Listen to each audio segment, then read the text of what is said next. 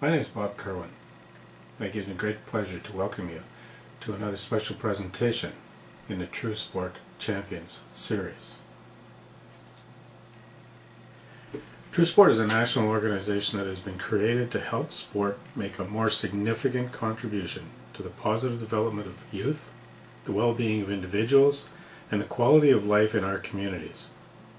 True Sport is endorsed by the federal, provincial, and territorial ministers of sport and is funded by Sport Canada, the Ontario Trillium Foundation, and a number of other contributors through the True Sport Foundation.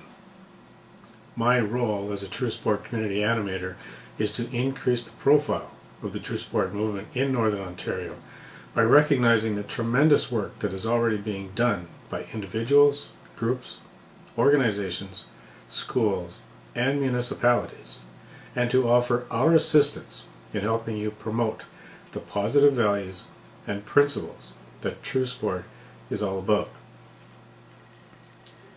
Today I'm pleased to be able to bring you an interview with Vince Palladino. Vince Palladino is a former tour professional. He played on the CPGA Tour and played in a number of professional tours in the United States. He earned a scholarship to Ohio State. And you're going to hear a very passionate man speak about the values and principles that he has gained over the years through golf, and how those values and principles have helped him become a very successful business person in the city of Greater Sudbury today. The interview takes place in Vince Palladino's office at his dealership, Palladino Honda, in the city of Greater Sudbury. There is a little bit of background noise, but I don't think it's going to detract from the effect of the interview and from the effect of what Vince has to say. Hope you enjoy the show. So I'm sitting here this afternoon in the office of Vince Palladino at Palladino Honda. And Vince, I guess recently you won your 6th Idlewild Invitational Championship, and for people who live in the Sudbury area, the Idlewild Invitational is probably considered one of the biggest tests of golf in Sudbury. So whoever wins the Idlewild Invitational it is more or less the unofficial top dog in the golf area, because I think you attract the best from the north in the Idlewild Invitational.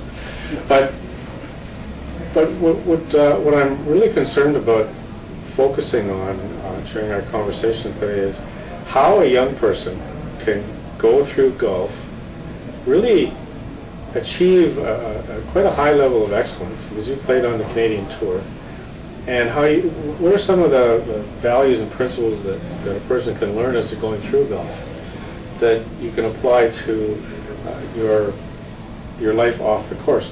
Right now, for example, where are you in terms of your career?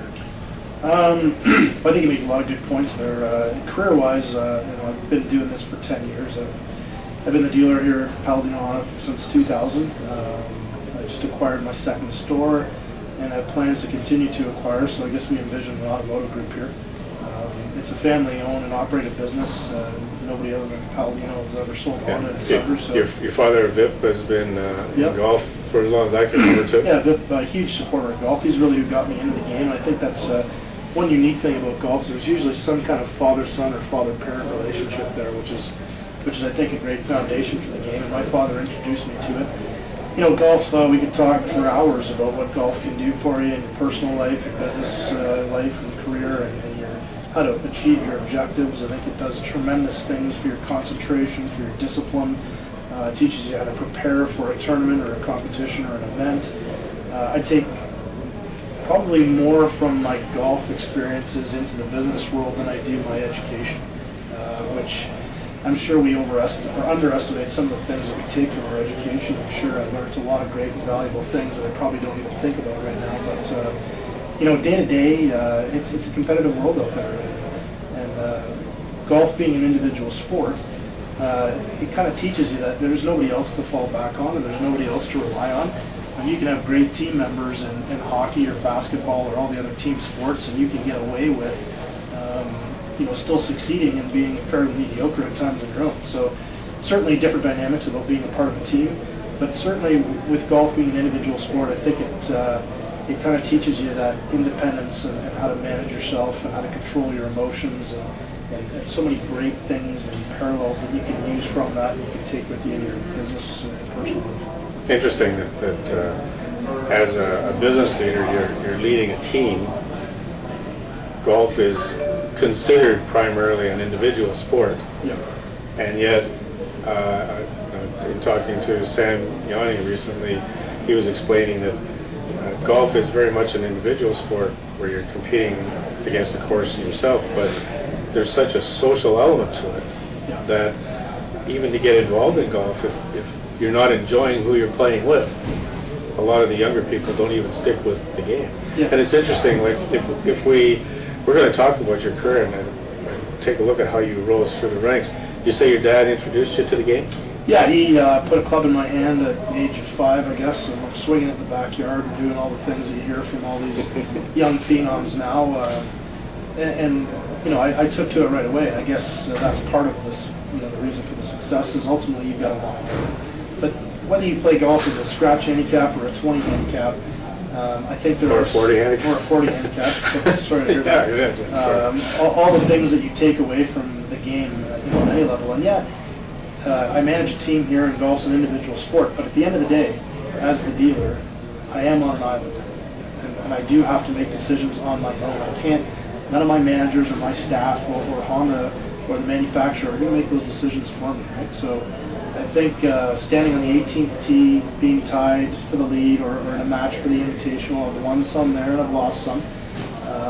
There's nobody else to turn to. I can't look to my caddy and say, can you just please hit this one shot for me and I'll be good from here. So you take that into your business life, and for what it's done for me has been tremendous.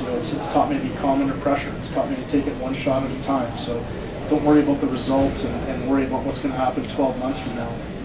Take care of the things that you can take care of at the immediate moment, and also to not worry about the things that you can't control. There are a lot of things that are beyond your control in life and in business, and certainly I can't dictate what Honda's going to do and how many cars they want to sell and the programs that they're going to come out with and what's going to go on in the local economy and the global economy. I don't dictate that. I manage what happens here.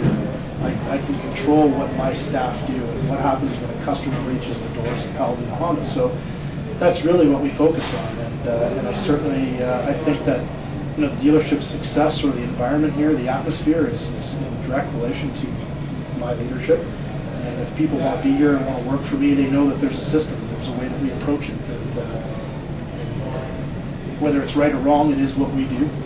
And I think that all of those rules and all of those processes and systems come from a discipline that I learned in golf.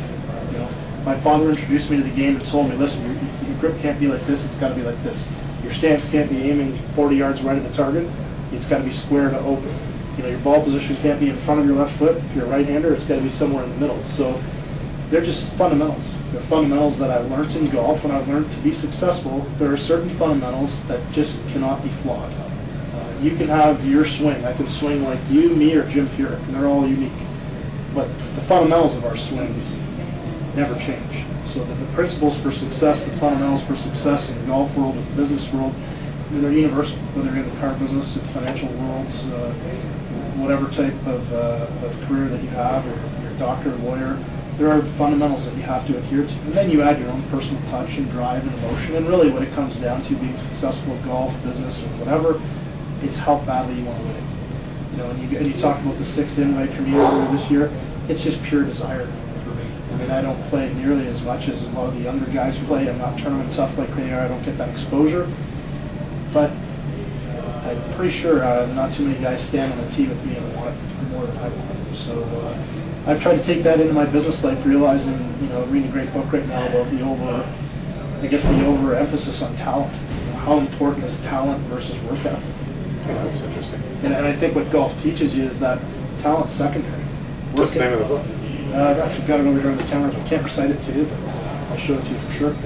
And so the principle is that talent's overrated. I mean, you look at a lot of the top CEOs in our world, you look at a lot of the industry leaders, not all of them were the highest testing scores in elementary school. They weren't all in enrichment programs, but they learned how to apply themselves, and they had the discipline to adhere to some, I'm asked a lot of times, and I'm fortunate enough to play a course in Arizona where there's 17 tour pros. Phil Mickelson, Fred Couples, Paul Casey, Jeff Ogilvy, Martin Kindler, #1 in the world.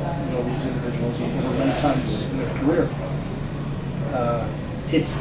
They're all successful because of a common theme or a common thread, and it's professionalism. Right? And what professionalism is being the most prepared and paying attention to those fundamentals more so than the other individuals. And if you talk about Tiger in golf, certainly he's made some mistakes, but what he's all taught us was that talent isn't the only thing. Right? He's got an abundance of talent, but he applied himself more than anybody on tour for that stretch of tournaments in those amount of years than anybody in the history of the game, in my mind. And unfortunately, he's going through a kind of a rough patch, but his talent hasn't changed. So what is affecting his game right now is really up in the head more than anything else, because he hasn't changed other than his circumstances. There's a holistic element to golf that can't be denied. Your personal life can't be in the shambles, and you can't show up on the golf course and be of sound mind and sound body. I don't think any great athlete can, because there's such a marriage between your emotions and your the mental side of the game and how that affects you during competition and performance. So what Tiger's going through is pretty difficult, right? He's probably gone through the most publicly embarrassing situation of any athlete in the history of our time.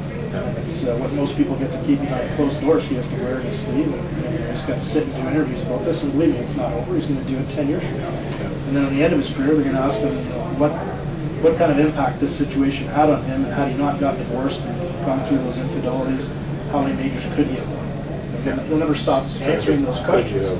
So here's a guy who could be the greatest in history, and likely will be after it's all said and done, who's going to answer questions about his personal life.